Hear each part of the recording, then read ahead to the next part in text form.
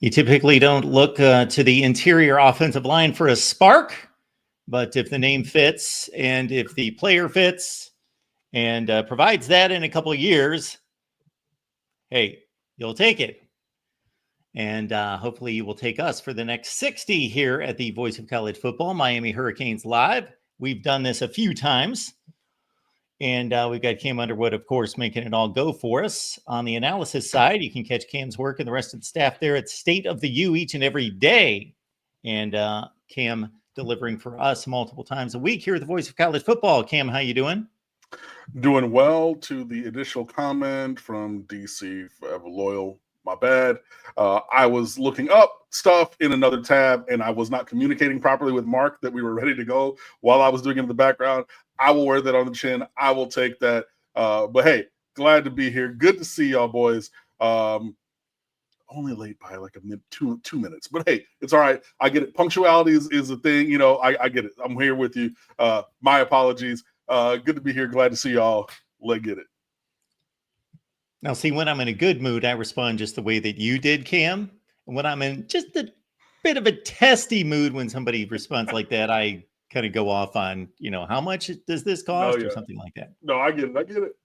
I know. But I'm going to go with the high road, as Cam did. We appreciate everyone being here. Leave those comments and questions there in the chat. This is your best opportunity at this point in the off season to have your voice heard in regards to any kind of comments or questions, because it's a bit light these days. But Cam has alerted me to a commit that has just come down. And this gentleman hailing from the northern part of the state, Jacksonville, Florida, and an offensive lineman coming in for 2026. Yeah. So, first of all, if you've not been keeping up with content on the channel, I did put in, I did write the welcome to the U and do the video for Joel Irvin. We'll talk about him in a little bit. But right as we were going to go live, which was the thing, DC Forever Loyal, I was just waiting to make sure that it went live at 7, so I knew the name before we hit the airwaves. JJ Sparks from Jacksonville Bulls. So that ties in with the lead in, Mark being a professional, looking for a spark along the offensive line, and have found, well, technically plural Sparks, because, S being his last name, from Jacksonville Bulls, a legacy program in the state of Florida. This is one of the better high school football programs around. They've done a great job for a number of years of developing players and putting them into the college level over the course of a lot of time. So the fact that JJ Sparks attends Bowls, also I understand that to be one of the premier public schools in the Jacksonville area, because I have friends who live and work up that way, is another great thing for me. As you can see in his 247 headshot there, all Florida out in the swamp. You can see that behind his head. I don't have the cursor, but right on the right hand side of the picture, right by his head, this is the swamp sign, wearing a Gator shirt, Gator lanyard, and whatnot. But yeah, 6'4", 300 pounds. This is definitely an interior lineman, plays left guard, has started there for Bulls the last couple of years, wearing number 55 on his jersey. A 3-star kind of a kid. He's a perfect fit at guard. Like, he's not tackle sized. From a height perspective, he's a little shorter than you like for a tackle. Also, his arm length, from what I was looking at on film while I was not communicating with Mark that I was ready to go for the show, because I did look at a couple of clips, he doesn't have immense arm length, which is fine to play inside.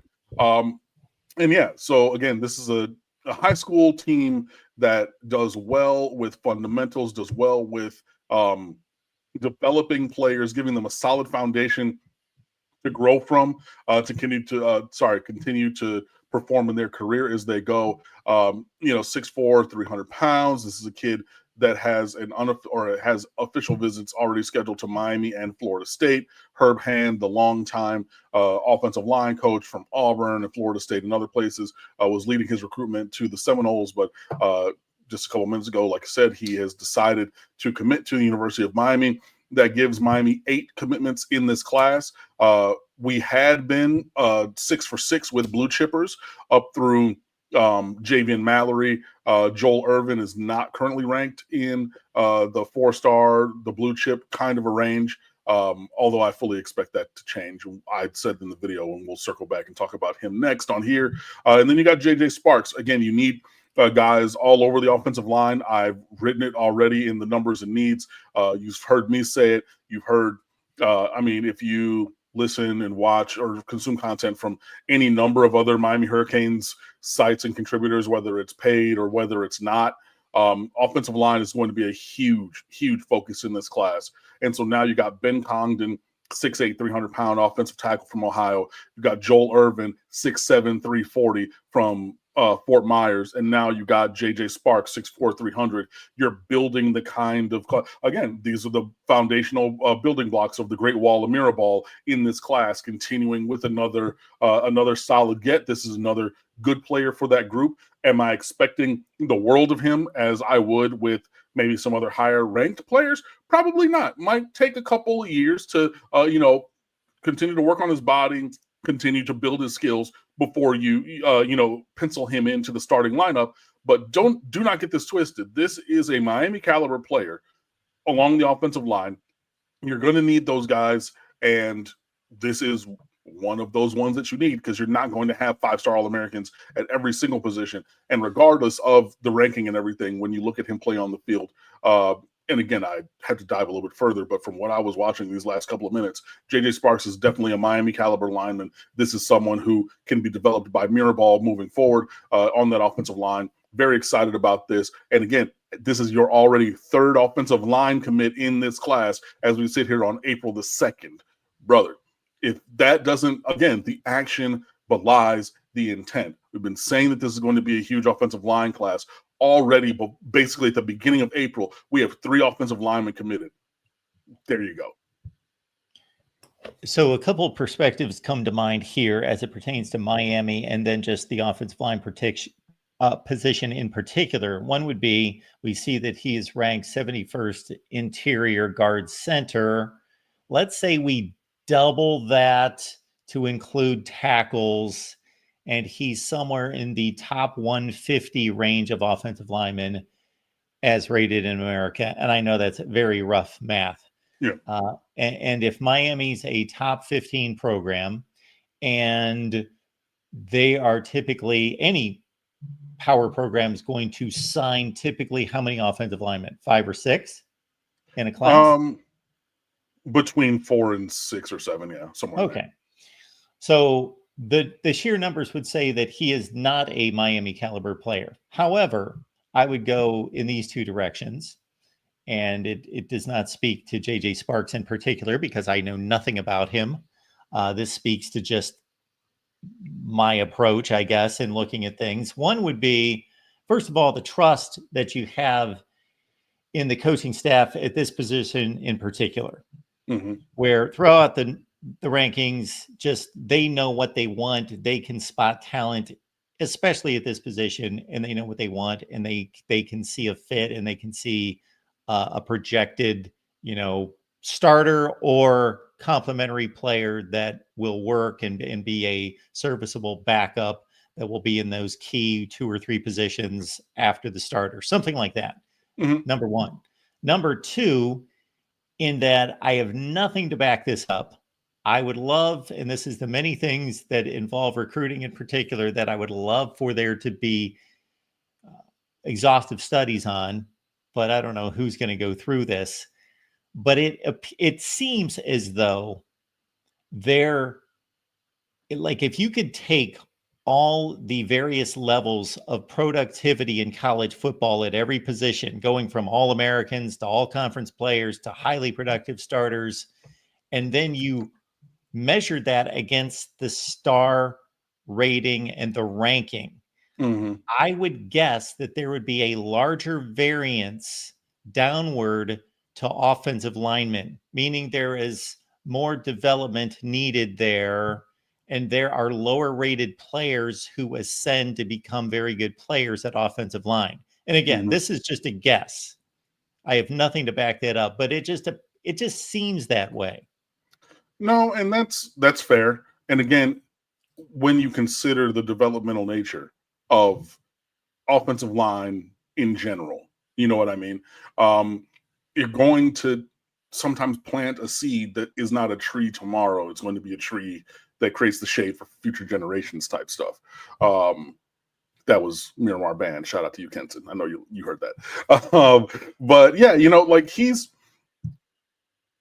I mean, like I know that it's not a 1-to-1 comparison or anything. Anez Cooper coming out of high school was 1,149 on the composite and the number 109 offensive tackle in the country. Saw him, liked his skill set, said, maybe got a little bit bad weight on you, trim that down, kick you inside the guard, day one starter for the last 3 years, so it's there. Sometimes those things can happen where you move a guy and then you also just develop guys. I always talk about Daniel Isadora from Cypress Bay in the same class as Jonathan Feliciano, who just retired from the NFL. Sometimes, like, there are going to be guys who, and I saw somebody say it, Minnie Hunt in the chat, 2-3 years for online guys to be ready. And she likes his size. Which is ironic that somebody named Minnie would like his size. Right, I know the irony is thick, but yeah, Shout out to Minnie. She's been joining us on a very number of shows here in the last couple of weeks. Right, and we love to see you. This is the first time I've seen one of your comments, but welcome to the chat. But yeah, there's going to be your day one guy, your Maui Noahs, and I mean, even though it wasn't expected, your Coopers who are going to be day one guys, and then you're going to have your Daniel Isadora, who's ended up as an honorable mention all conference. Your John Feliciano, who played years 3, 4, and 5 for him in college, ended up as second team all conference. Like, yeah, some slide in right away. Some take a mango season or two to develop their bodies and their skills, and then make their way into the rotation. But either way, I think that this is a good get. You need your you need your superstars and you need your worker bees kind of thing. And I'm fine with that. So yeah, I think that he made a good choice here, especially if you are self-aware and know, hey, I'm not 6'8", 335 pounds, 25 and 15 on the basketball court, dancing bear kind of thing. I get on the field and I'm going to start day one. I know that, and I'm going to, like Ben Congdon, who knows that he's even huge, right? But maybe not there to play day one. I'm going to go somewhere that develops me. And I'm just going to call a spade a spade. Miami and their staff are way better at developing linemen than Florida and Florida State. So even though he had visited Florida clearly from the picture, even though he has an official visit to Florida State on the books, because you can look that up, he said, you know what? Been talking to Miami, visiting Miami. Yeah, that's a better fit for me. And I think that it's a good fit both ways for player and program both.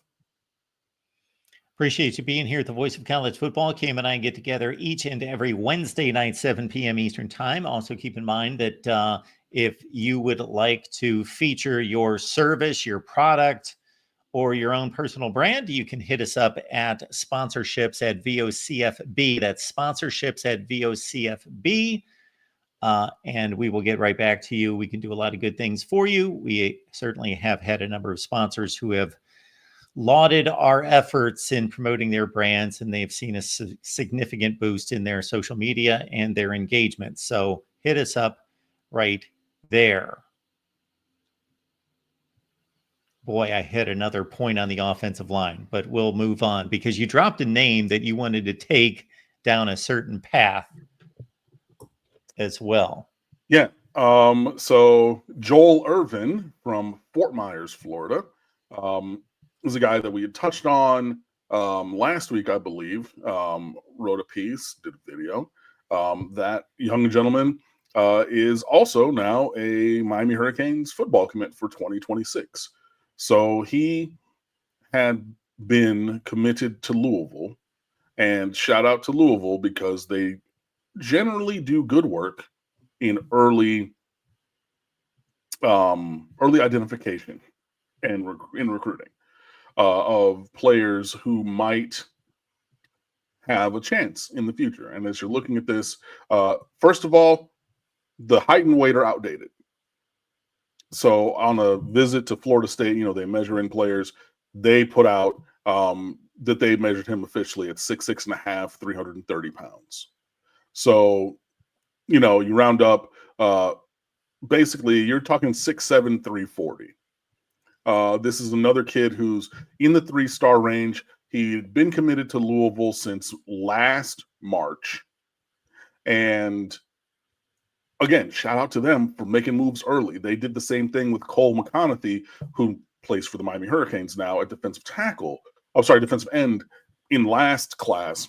Got him committed early before his high school junior season. And then big schools come knocking around. And I mean, look, this is just kind of par for the course with Louisville. When the big schools started coming around, you're going to lose those players to the bigger schools more often than not.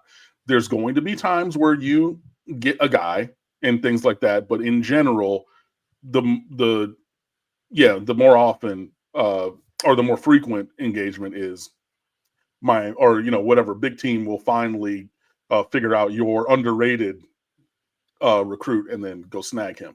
And such is the case here with Joel Irvin. Miami got him on campus a couple of times, and he decommitted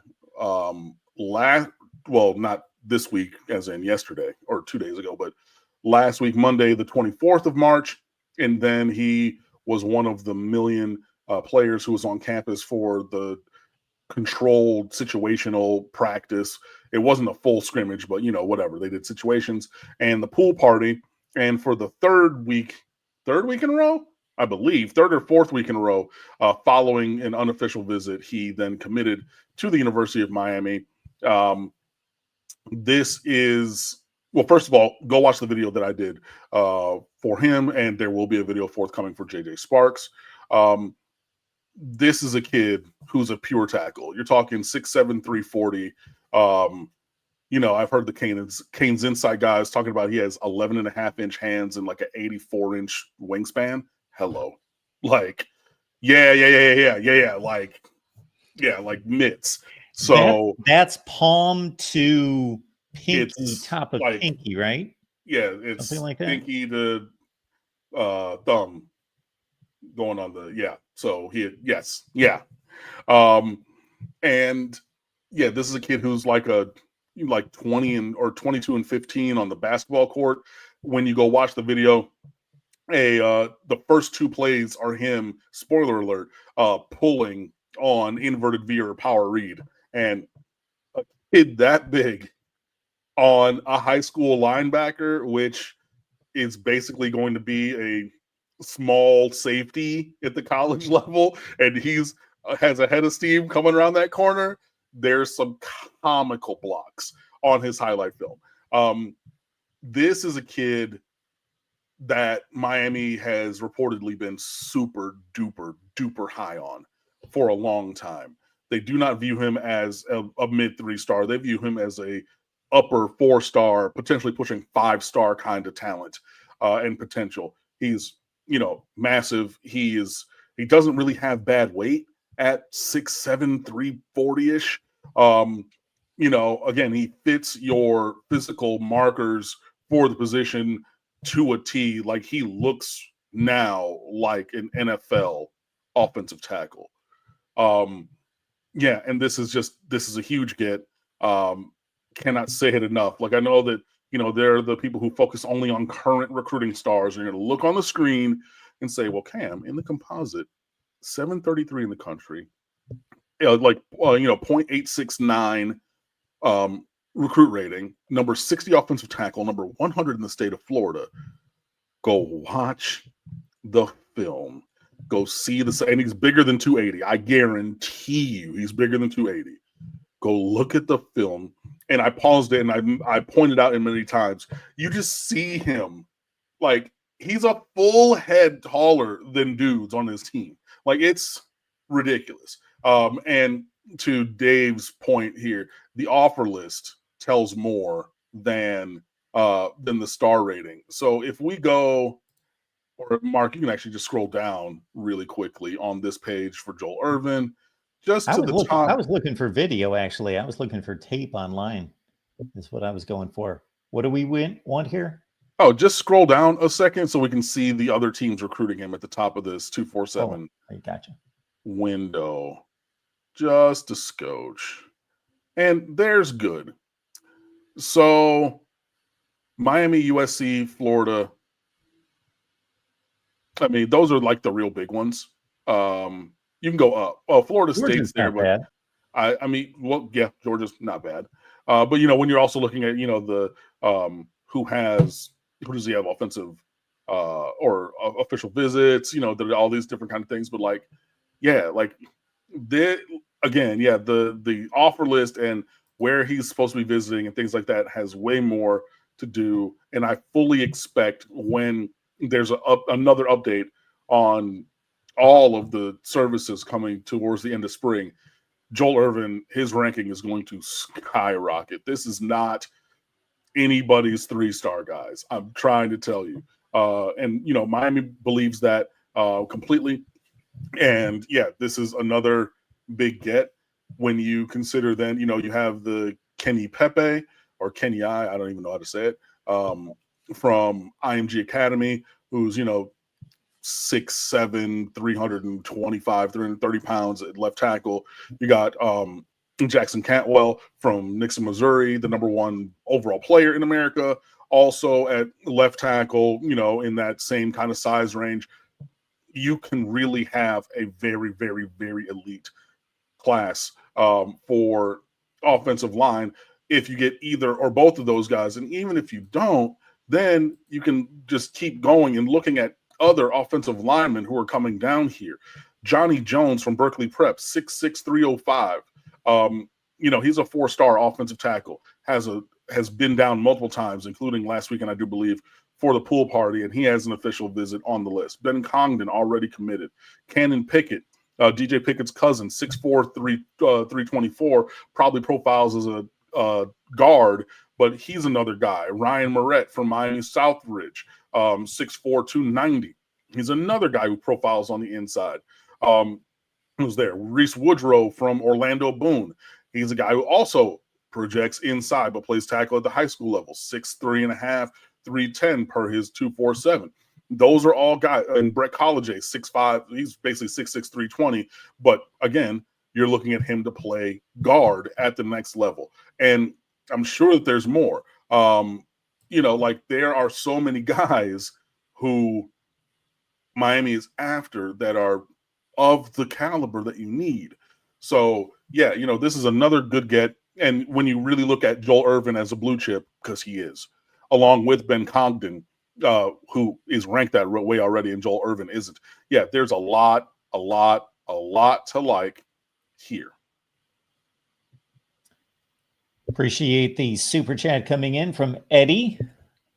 Good evening, gents. First Armwood, and now Jacksonville Bowls. Is the entire state of Florida becoming the state of Miami? First of all, Eddie, thank you for the super chat. Second of all, if we get a blue chip commit from Palm Beach Gardens Dwyer next, whoa, this is crazy. I mean, these are schools that Miami has never really recruited well. They've been outposts for other institutions, whether it be Florida, Ohio State, anybody but Miami, basically, is where these players from these schools have gone. Anywhere but Miami. And then you get Jalen Seatbelt Waters from Armwood to go along with Kellen Wiley and Gerard Pringle the previous year last year, who are already on campus from Armwood. Now you go into Jacksonville Bowls, famous outposts that do not send their players to Miami. And then, if you got, Palm Beach Gardens Dwyer, who their former coach, I believe, is retired. His name, like the liquor, was Jack Daniels, swear to God. And he was very famous as he went to Florida. And I mean, Miami had been in the race for several players from there, and he pushed them in any direction other than that. And I worked at a high school with a coach who went to somewhere that wasn't Miami. I've seen it. I know that it happened. So don't sit here and tell me, no, you're just making stuff up. Go look at the goddamn record, right? Trust me, I know what I'm talking about. But to Eddie's point, if I don't know that there is a player at Dwyer now who's Miami caliber. Been a little bit of a downturn when you have migratory patterns and all of a sudden guys live in different areas, and you have like a Javian Mallory who's at West Boca instead of being at a Dwyer type of a thing, because people move to these different areas of Palm Beach County. But yeah, it's seismic that these schools that Miami has not gotten into to recruit blue chip talents, of which there have been plenty. Finally, we're seeing, some positive movement there. And yeah, I just wanted to shout out Palm Beach Gardens Dwyer because yeah, they didn't have anybody go anywhere but Florida except for they had the one wide receiver, Dixon or whatever, went to Ohio State years ago. But outside of that, nothing. So yeah, it's crazy to see Miami just pretty much going where they want to get these players, even from areas that are staunchly not Miami areas, like Polk County, like over there by Armwood, buddy. Those are not Miami Hurricane areas. But I'd love to see that we're going where we need to get guys, and I hope that it continues. You're obviously talking about Johnny Dixon, right? Him, yes. Yeah, Dwyer, Palm Beach Gardens. Okay. And Miami was heavily involved in that recruitment and was thought to be at the top of that for a while. And then he started talking to his coach and everything. And all of a sudden, we're going to look at some other places. And that was when Irvin was up there. And then you can see that. Okay, so you got that connection and then this connection and make that phone call and like, yeah. So, yeah, to Eddie's point, yeah, we're going places where we've seldom been able to go to get, blue chip or, Miami caliber talent. So, all positive things when you look at the state of Miami Hurricanes recruiting, which is, it's not lockdown everywhere in the state of Florida, Eddie, but, Cristobal and company are proving they can go into any location, go into anybody's living room and get what they need. We'll also keep in mind as we look at these recruiting rankings that Cam carved through the last 3 to 4 recruiting classes, and I find that to be a fun exercise. And one of those, the Xavier Restrepo year, was almost flipped on its head in regards to it was Restrepo, the lowest rated player in the class, being the best. And then even 3 of the lowest 4 were arguably the 3 best players in the class. It happens. It's not common for sure. To Dave's question, and again, thank you, Eddie, for that question. Jackson Cantwell word here in Michigan or Miami. Drew Rosenhaus, as his agent, tells you that how that is going to go. Not necessarily. Drew is a businessman, and he's going to look out in the best interest of his client, not necessarily the Miami interest for his client. So pump the brakes. That has been the recent supposition.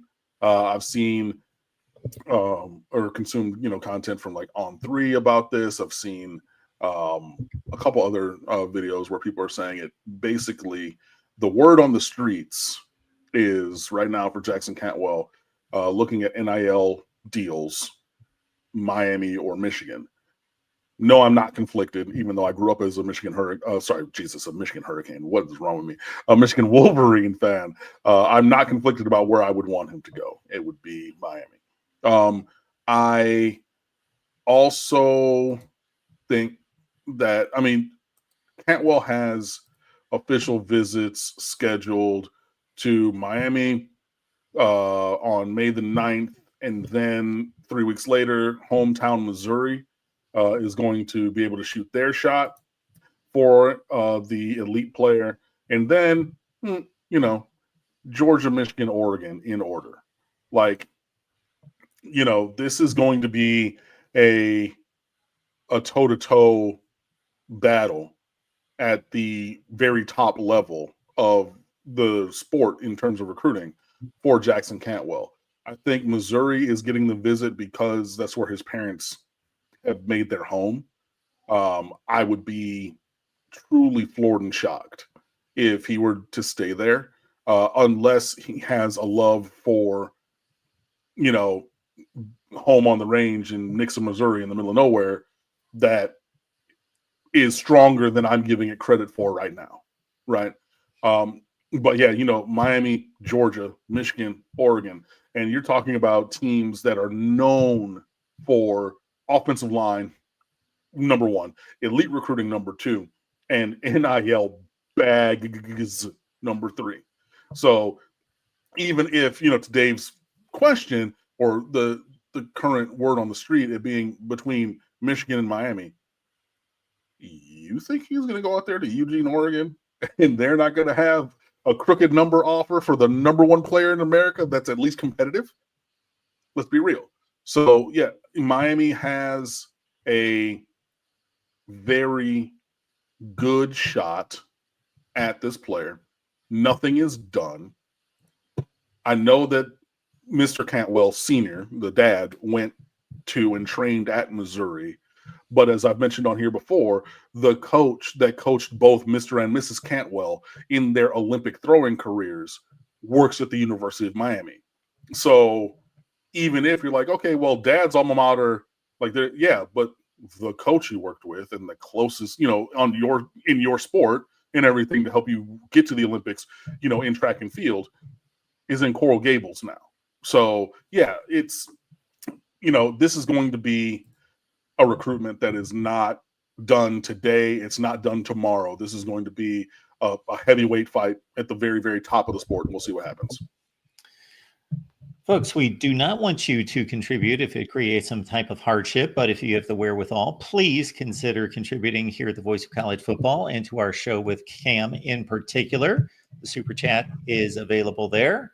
You can also contribute on Venmo, PayPal, and Cash App. The links are down in the description section below. Just please let us know that it's for the Miami channel.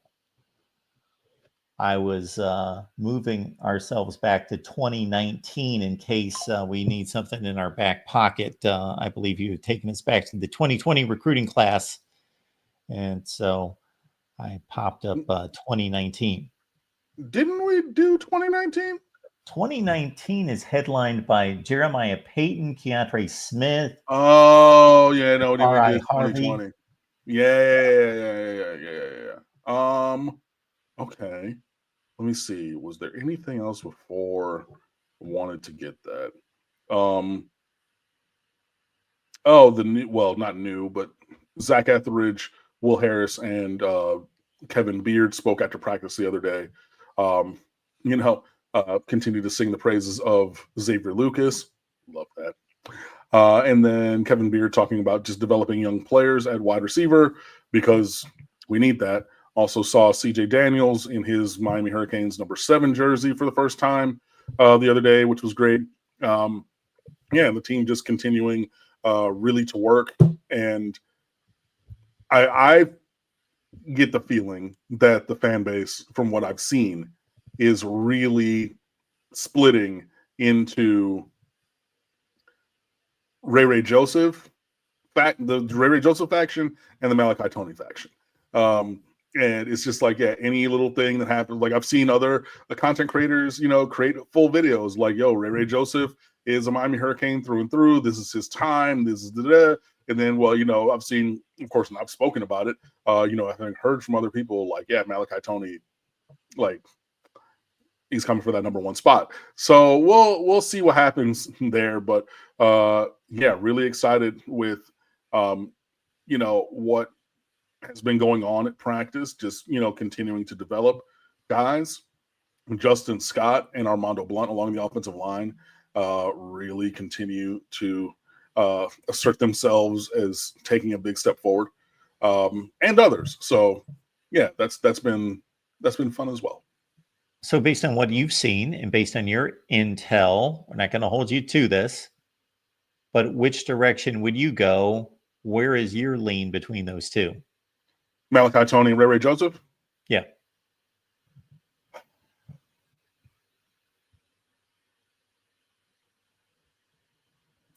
Honestly,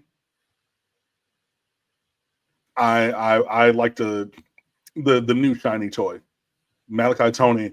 Unless Ray gets out there and then all of a sudden like takes the leap that we thought he might to challenge Restrepo for some snaps before. But as I sit here now today, That's where I lean with it. But in Ray's case, say, don't do it, Cam. Hey, again, that's my personal feeling. That's what I think right now. But at the end of the day, I want whoever's better, right? We all have our preferences. I'm a human being. I have my biases. I have my thoughts, which I appreciate you guys pulling up for and listening and watching and all of those different kind of things.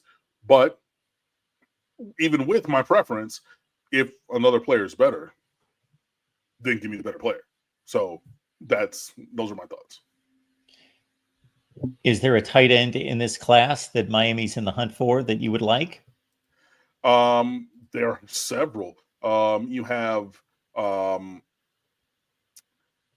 Hezekiah Kent from Brunswick, Georgia, who's 6'6", 300 pounds. No, I did not misspeak on that. Who has an official visit coming and was just down for the pool party thing. That is a player that I would very much enjoy having, even if he, is a cheeseburger away from offensive tackle. Hey, get that kind of talent on the roster, and then you figure your body out. Do you like your cheeseburgers a lot? Then you're going to be over with Mirabal. Are you fine with just protein shakes and cardio? Then you can stay over with Corey Woodhill. I will let you do what you feel like doing. Eric Winston did the same thing. He came to Miami and said, no, I'm playing tackle, and then famously was on a flight and then sat by the offensive line coaches and a couple offensive linemen, and they were like, this is what you can make at tackle. This is what you can make at tight end. And on the plane flight, then he decided, you know what? And he was basically the sixth offensive lineman coming out of Texas anyway, because he came from a run-heavy program and did that as a freshman and then decided, okay, I'm going to do that. So either one, I am fine with it. Zachary Turner, who's a little undersized at 6'2", from Duncanville, Texas. This is another, he's a big wide receiver, kind of your Y tight end. That's a guy that I would like. Luke Sorensen from Anaheim Servite. That's another guy who can play at this level at tight end. I already said Hezekiah. Carson Sneed from Donaldson Christian Academy in Nashville. He's committed to Tennessee. 6'2", 40. That's a good tight end in this class. So there are several options. I do not believe the Brock Harris kid is committing to Miami. The kid from Utah who's committing next Monday or something like that. But, we'll see. But that's another 4-star that Miami had been recruiting. So, yeah, I think that there are guys in this class. And then, when you consider the fact that we have Brock Schott and Luka Gilbert already on campus from the previous class, this is where you're really recruiting from a position of strength to get any or even multiple of the guys that I just listed at tight end. Leroy is also asking about the 5-star wide receiver from Northwestern. Calvin Russell. Yeah. Early on there, it was really seeming that Syracuse was out front in his recruitment. I don't know that that's changed, but the fervor of the discussion and about Syracuse has seemed to calm down a little bit. Haven't heard anything or seen anything specific on him recently, but I definitely believe that Miami will continue to shoot their shot there. Do we know how Syracuse got the angle on him? I did not expect Syracuse to come out of your mouth for a 5-star wide receiver from Miami Northwestern. Yeah. Although, of course, somebody knows somebody is like a parent or something knows the coach from that, like something like that. Yeah. And they also have just been pushing for him ever since Fran Brown got hired, because, they had on that roster nobody who could make you miss or really separate in the wide receiver room. So they just said, hey, instead of getting different body types, we're just going to recruit all of the same body types and just show them, hey, this is what we can do. So all those jump balls that, everybody was talking about, oh, hey, man, what's the name? OJ Frederick had his worst game of his freshman year. It's like, yeah, he was there at the catch point on all of these catches, but then you just got this giant receiver jumping over the top of him. and so they're looking for those same kind of things. And Pilo saying basketball also being a thing, because Calvin Russell being a legit 6'5" does hoop as well, but we'll see. Folks, we also provide these podcasts on audio. So on your favorite audio platform, whether that's Apple, Spotify, Amazon, iHeart, all of them, we are there as well. And again, one more time with these sponsorships, folks, we can certainly help you out. So it may not be you, but it may be a company or a brand or a person that you know of. So certainly let them know that we are effective in delivering Miami football content. And this would be a good destination for a number of brands. So hit us up at sponsorships@vocfb.com. We'll be looking out for your comments and questions. Meanwhile, we're going to go into the Wayback Machine. And this is the 2019 class that would have been started by Mark Richt and finished by Manny Diaz at 17th in the country with 18 enrollees. 18 enrollees, that's a small class. Again, transition classes are like that. Okay. So yeah, obviously the player rating is much better than number 17. Somewhat, but we shall see. So leading off this class, Jeremiah Payton from Duncan U. Fletcher up in Neptune Beach. This is just south of Jacksonville. So this was a big recruiting win, excuse me, as we're talking about, because this is an area and a school that does not frequently put players at the University of Miami. 6'1", 185, wide receiver, not the fastest receiver, but a pretty good technician. High school All-State, borderline All-American, things like that.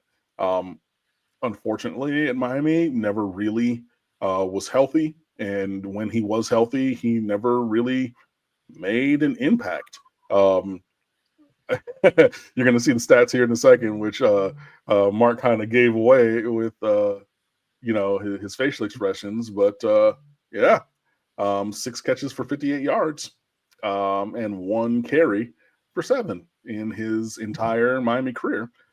His redshirt year and then his freshman year. In 7 games in the 2020 season was the majority of games, by the way, because we only played, 9 or 8, I want to say. So he played in the majority of games, a lot on specials. But, you didn't get what you put out there for him. So that's another I got to give it an F in terms of return on investment of the recruitment. Raised Kane says this recruiting cycle is what made Rick retire. I mean, partially, but he also didn't have the fortitude to fire his son and change up some things on offense that had gotten stale as well.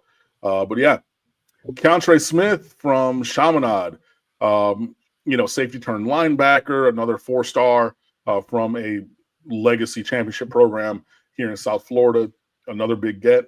You fought off some really big time schools for him and got him to stay home, which is a really great job. Over the course of his career, he played some safety and then was like a half step slow, so then he moved to linebacker. And he played a lot, 110 tackles in 48 games, 10 TFLs, 4.5 sacks, and a pick. He didn't get the really game-changing player that you might have wanted from him.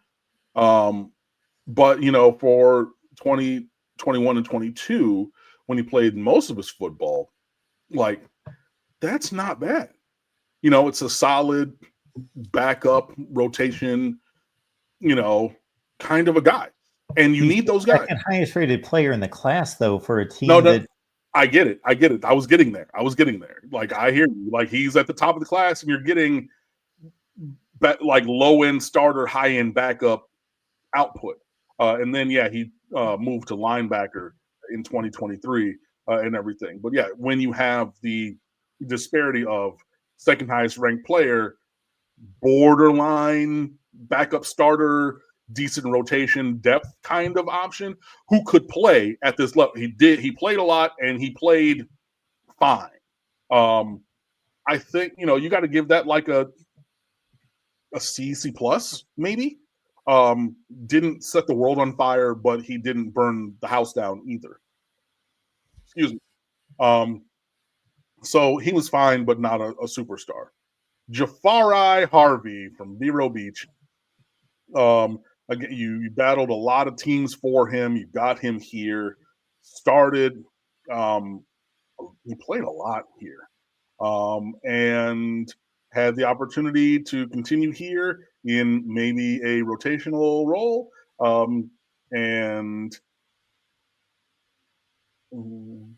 Okay, cool. Sorry. And then was one of the many Miami Hurricanes or Miami Mustangs who went over to SMU and then had arguably, I do believe, his best season or seasons of his career out there on the north side of Dallas, So redshirted, played, best year, between 21 and 22. But he, started all along that way. Started and played a lot in 23. Transfers to SMU, and does the thing. 31 tackles, 13 TFL, 7.5 sacks, which took him 2 years. The sack numbers at Miami to get. He did have a pick six as a redshirt freshman in 21, which was fun. But yeah, this is a guy who's probably going to get drafted. I did have high praises for Jafari Harvey because I thought that he was a very, very good athlete. And he started a lot here. He wasn't the most impactful player in his starting, but he did start 20-something games for Miami. So I'm going to give that a B. Could have been better, could have been worse, but I think that he did well. I apologize for the screen sharing. It is rough here. I don't know what the issue is here with the.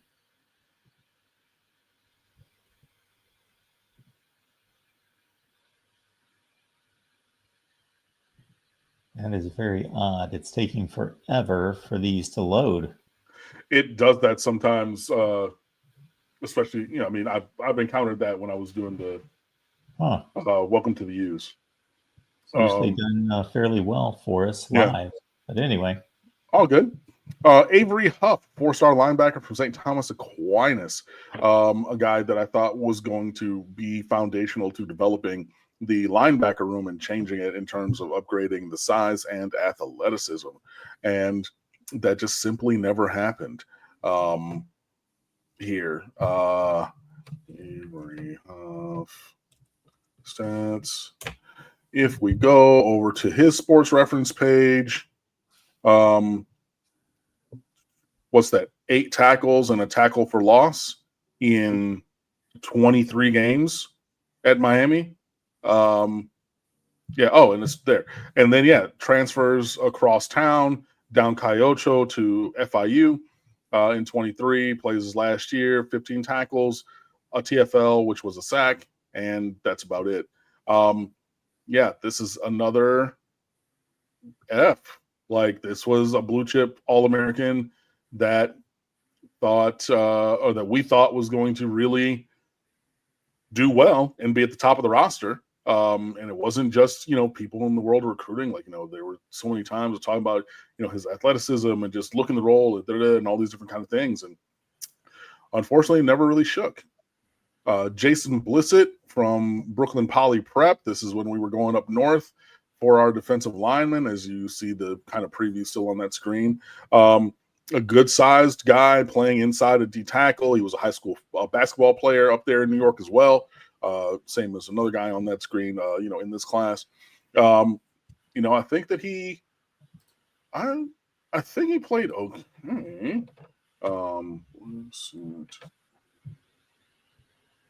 I can't find him.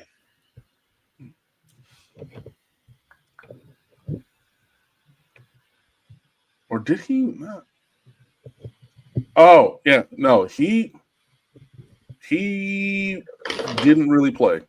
He played in one game As a redshirt in 19, he had 2 tackles and a tackle for loss. And then in 8 games in 2020, which again was the entire season, had 7 tackles and no TFLs and moved on. So, yeah. This is a guy who I thought had some talent. I was higher on another guy from that area, but even as a blue chip guy, it's another F. Christian Williams, the Mike Rumpf Memorial late cycle blue chip cornerback, after we missed on all of it every freaking year. Like, we had guy after guy after guy after guy that we really wanted and we didn't get. And then out of the middle of nowhere comes a 6'1", 6'2", 4-star corner from Daphne, Alabama, Christian Williams, who, again, you know, when you need corners and you need blue chip players and, you know, players of the caliber that, you know, the Miami standard on the roster, you hope and expect that he would have been one of those. Came in 2019, played in 13 games. You're like, schmoove. He did get injured, which is why he only played 2 games in 2020. And then primarily took the first thing smoking out of town, transfers to USF and plays there fairly well over the course of 2 years, 20 tackles and then 40 tackles. But yeah, this is a guy that really we wanted to have, you know, be a guy. You know, and I know that I said that in the previous 2020 class video, especially in you know, in the secondary and things like that. But you know, yeah, this is a guy that at the end. Hold on, who did we? 247. Yeah. Sorry. From Daphne, Alabama. Oh yeah, we beat Texas A&M and LSU for this kid. You know, like, you're, come on, like, I know that everybody, when I said that, said, wait, what? You're expecting different when you go toe-to-toe with those teams for a player from that area at that position, and you win on signing day, remember? And then it just... 7 tackles in 2 years. I know that he played on specials, you know, mainly in 19 for those 13 games, but like, failure just is pervasive in this class. My God. He was obviously a starter at South Florida after he left. He had 40 tackles. Yeah, no, I know he had 60 tackles in 2 years, you know, the 20 and then the 40, you know, had a couple interceptions, you know, the first year there at USF, which is great. But in terms of my USF ain't Miami, what that got to do with the price of tea in China? They don't do nothing for me. You know what I mean? Like, good for him. I am very happy for him. Ain't got nothing to do with me. So yeah, I will. I have never had this act up for me like this. Never. Huh. I had to pause the video recording because of similar type things.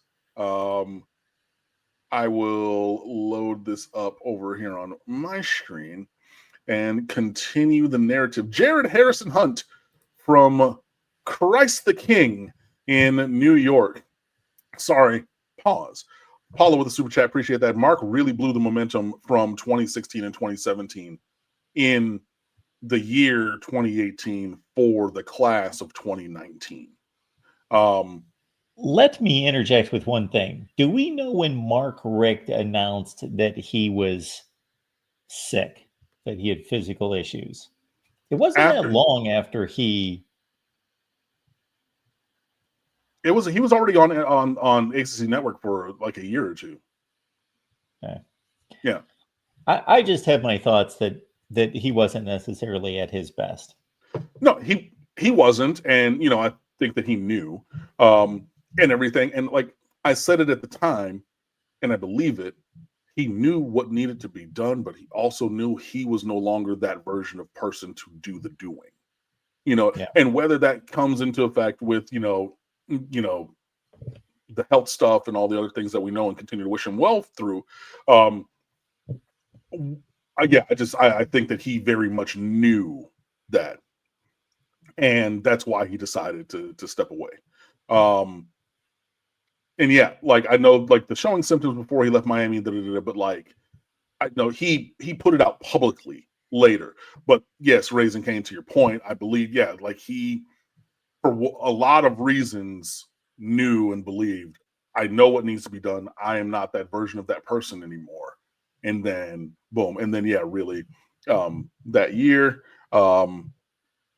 yeah, with the quarterback rotations, and y'all know that I believe that N'Kosi Perry should have gotten the keys and just done that, and then yeah, just all different kind of things. But yeah, and this recruiting class shows how that went off the rails.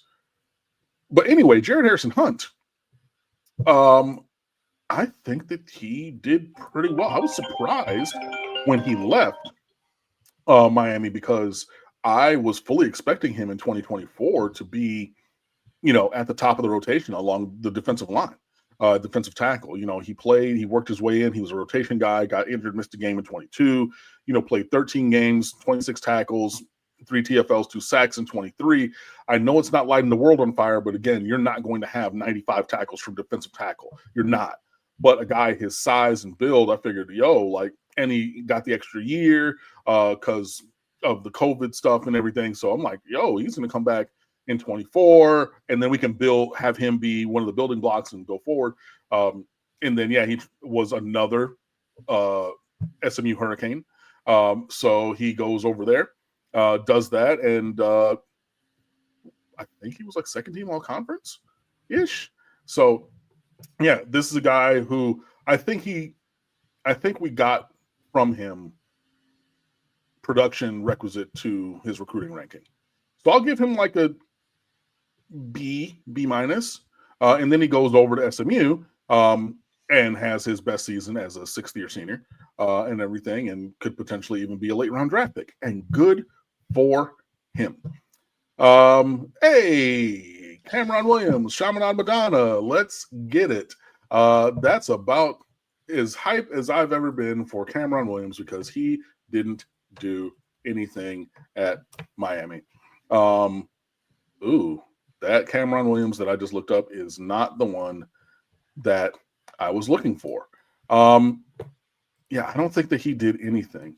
Cam, is it this one? It is this one. You had Chance, you had Avante at the same time, and Cameron Williams. Yeah, I got it right here. He went by Cam, which I do also sometimes. But yeah, he played 1 year here and then promptly left, went to Troy, played 1 game, promptly left, went to Jacksonville State. Took a year off. I think he went to JUCO or something.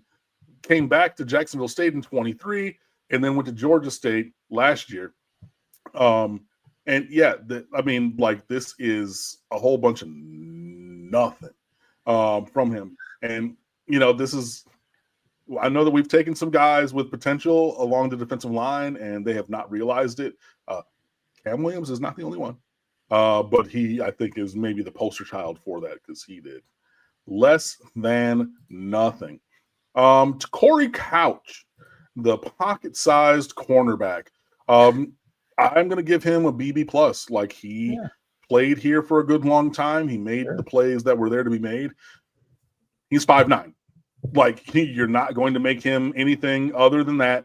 And he's, limited athletically, but, he made some plays. He was also taken advantage of at times in the passing game. And there were some times when he was out of position.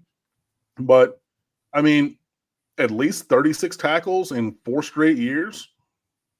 Like, you're playing corner, you're playing slot, and played 11 games in 2019 also, because we needed him to come and play.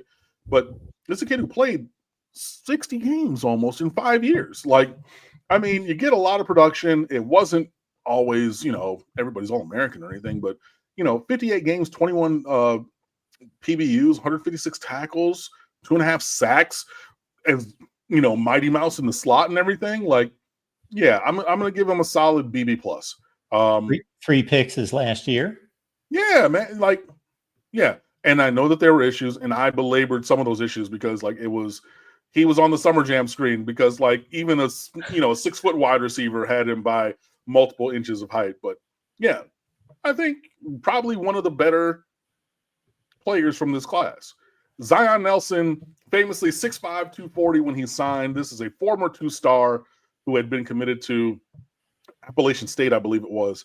And then comes in here, starts as a true freshman at the left side, was on the Miami offensive line that gave up 11 million sacks to Florida in that opener 19. I think it was 12 to be exact. And, continued to be the left tackle for this team, and then had a fairly significant catastrophic knee injury. And it's been 3 years of trying to get back on the field.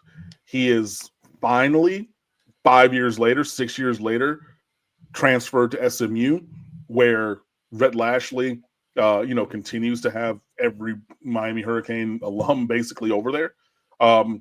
And they're talking about maybe next year, as in like 26. Same thing that they're talking about with Tyler Van Dyke, of bringing him in, getting him ready, and then seeing what's next for him. I just think with that knee injury, that was the end of his career. When he had every update about him for years was about a different setback with his knee. At a certain point, we all got to go pro in something other than sports. And I think that he had a nice little moment there where he played. I think he was on a trajectory where he could have been actually a fairly decent NFL draft pick. I don't know, maybe first round, but after starting for 3 years, he was on that kind of track towards the NFL. Knee injury, and that is it. Yeah, I mean, I'll give it a BB minus, because he played a lot, varying results, but he did get better over the course of time. So I'll give him a solid B. And then, that knee injury just shut everything down. So unfortunate. Sam Brooks, this is a guy whose knee injury was in high school and basically curtailed any of his college production and potential. After the knee injury, he just really was never the same. This is a guy who rushed off the edge in high school, played linebacker, 18 tackles as a freshman in 19. Cool. Best year, obviously, 2020. 37 tackles, 2 TFLs and a sack, and 2 PBUs in 2020. Yo, okay, cool. And then the injuries resurfaced, and that was the end of the road. So, I mean, for that one season in 2020, I'd give him a B. But holistically, I got to give it a D like dog, just because you got barely anything from him, unfortunately. Our next guy up, if I can Adam get this. El Gamal from New York. He was the third New York guy. He was Jared Harrison Hunt's teammate at Christ the King, both on the football gridiron and on the hardwood. This was a developmental tackle who never developed. And yeah, I mean, I know good for both of them that they were able to raise a K. Yeah. Adam El Gamal. He was on the roster. I wrote the piece and everything and said maybe down the line it'll be 3-4 years. But yeah, he never played. I don't think he played a single. Well, no, I think he played maybe in the HBCU beatdown game of a year or something. But yeah, nah. Larry Hodges, undersized tight end. 6'1.5" might even be generous.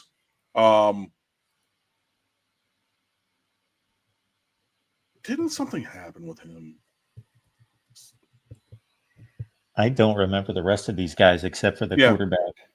But he didn't do. Larry Hodges. He caught 3 passes in his career, and this is difficult to do, Cam. 3 receptions, 1 yard. And 2 touchdowns.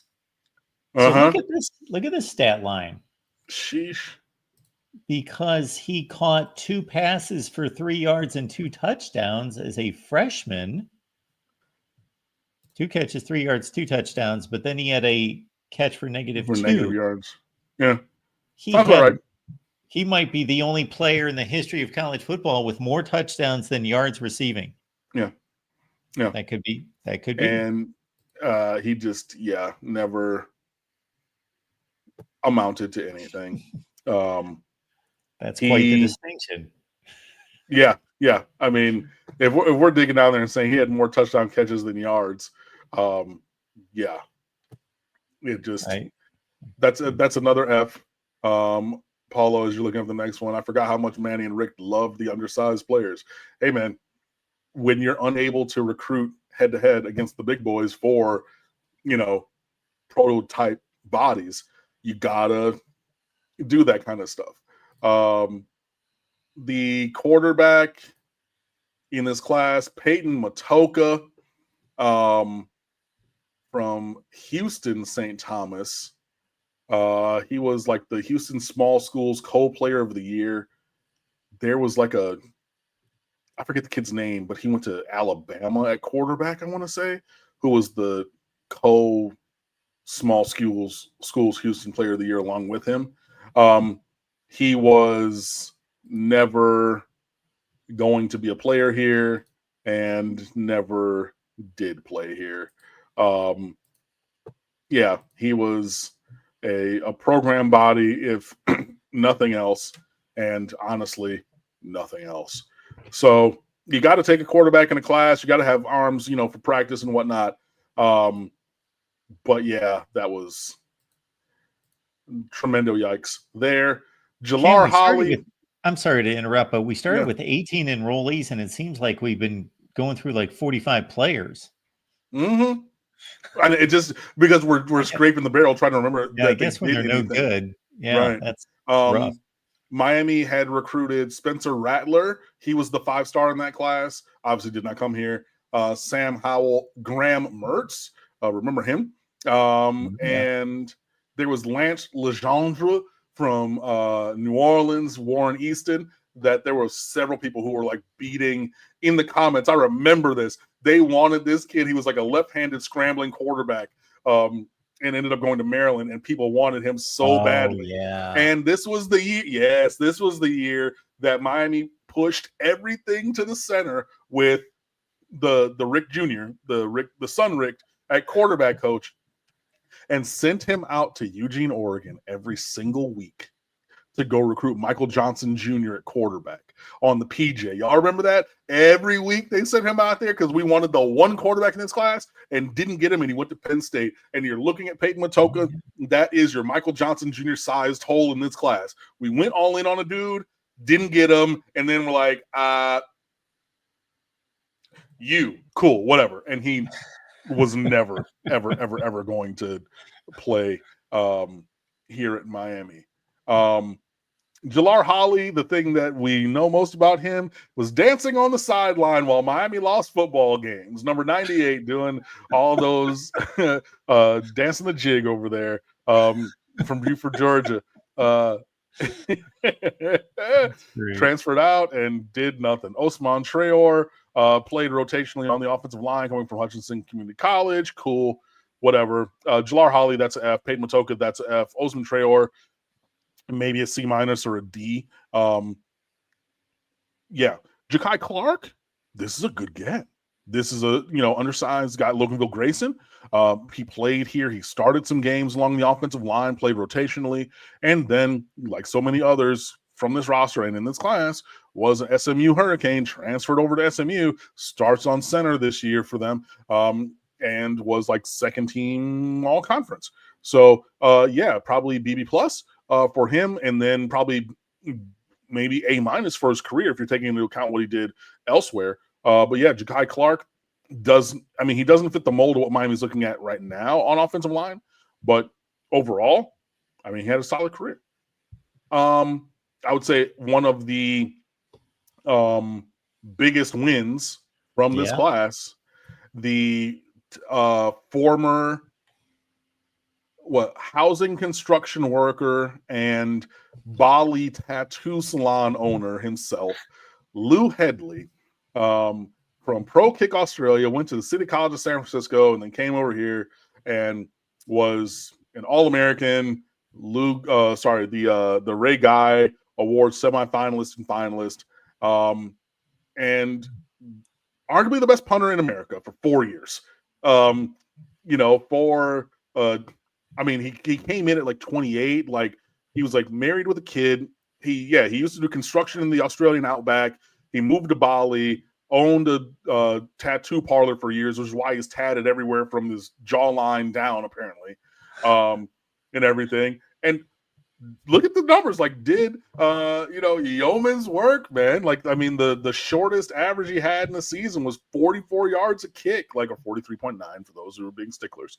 But yeah, Lou Headley, I would have to say, among the biggest wins in this recruiting class, and is punting in the league. So yeah, I mean, a triple plus, to take out good, bad, and ugly grades. Like, I don't know that you can get that or get much better than that. So that's a huge recruiting win that worked out even better than we might have thought.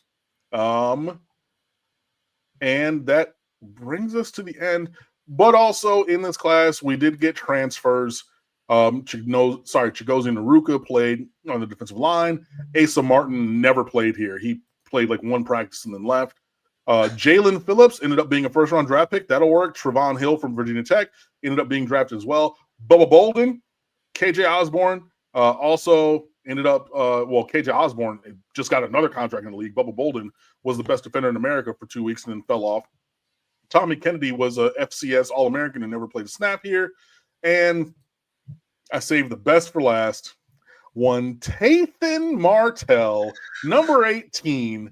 Good old Tate himself transferred here and did less than nothing.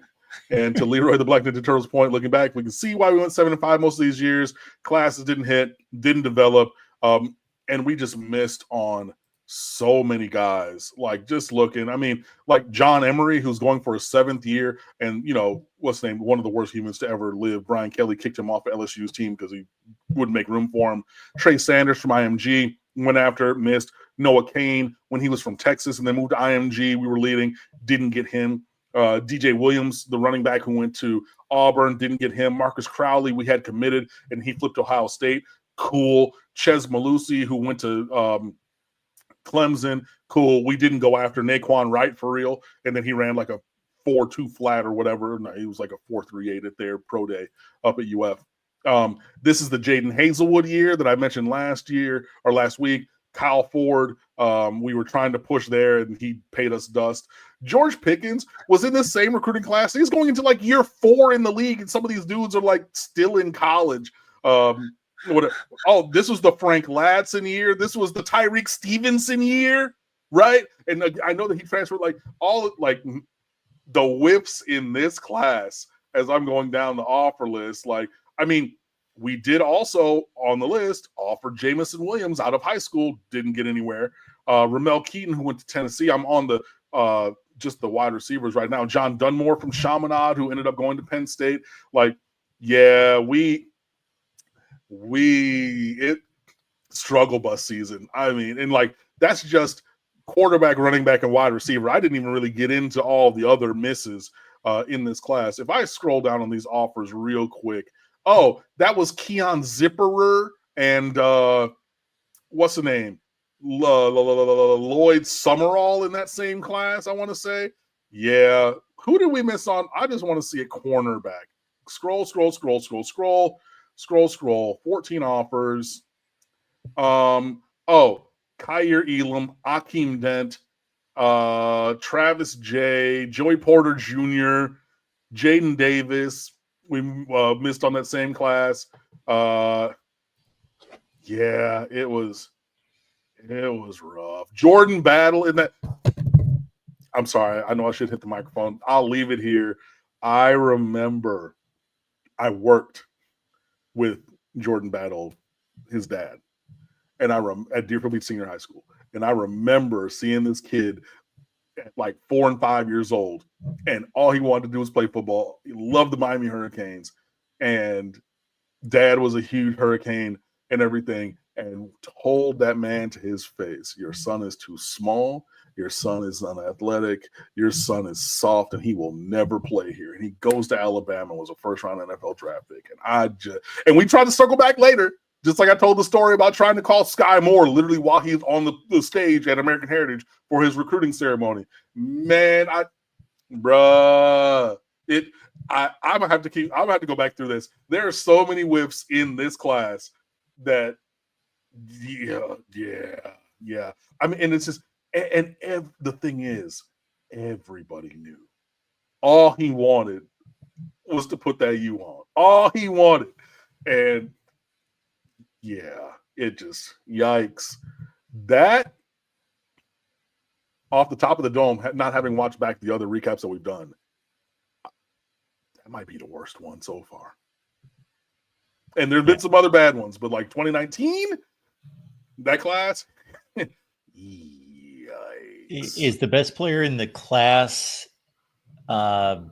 probably the best player in the class? Wouldn't it be Jared Harrison Hunt or Lou Hedley? Yeah. Well, he's by far the best player at his position. But if you're looking at the rest of the field outside of the special teams, the specialists, it's Harrison Hunt. I would say Corey Couch. Yeah, I would say Harrison Hunt and Couch probably neck and neck. I would give it to Harrison Hunt. Jafari Harvey, honorable mention. I would say those three, just because they started and played a lot. But yeah, there just wasn't anything like, real bad, real bad. So, when we get guys in like with Mario Cristobal and company recruiting, we can see how things are different. And I mean, obviously it's too close to like go back to like last year's class or the year before, but just like look at, this is why I keep, pushing this forward on this channel. And we're going to wrap up right now. I know we've gone long and I appreciate you guys staying here, but it's just different. Guys look different. You don't have the Corey Couches of the world. You don't have your 5'9" corners. You don't have your 6'1" tight ends. Well, we do have a 6'1" tight end, but he's super athlete. So exception, with Elijah Lofton, you know what I mean? But it's just like, we're just the bodies that we're getting and the teams that we're getting them from, instead of just saying like, oh, well, we wanted a guy and he went to, you're going to lose guys. I'm not saying you're going to get everybody, but just like this roster looks different. You know what I mean? So yeah, it's trending in the right direction and I'm very excited about it. But like, going in the Wayback Machine to some of these recruiting classes, tremendo yikes. But hey, man. I have fun doing it because I think of players that we talked about on this show week after week after week after week in anticipation as to are you going to get this player? Are we going to get them? And then they sign, and there's always usually this great expectation that these guys are going to come through. But I mean, that's the hope and goal, and it hasn't necessarily done as much as we needed to do, but moving forward, hopefully, we continue to hit the level of performance that we need. To Juan Manuel's point, we have a Corey Couch right now in the house in Charles Brantley.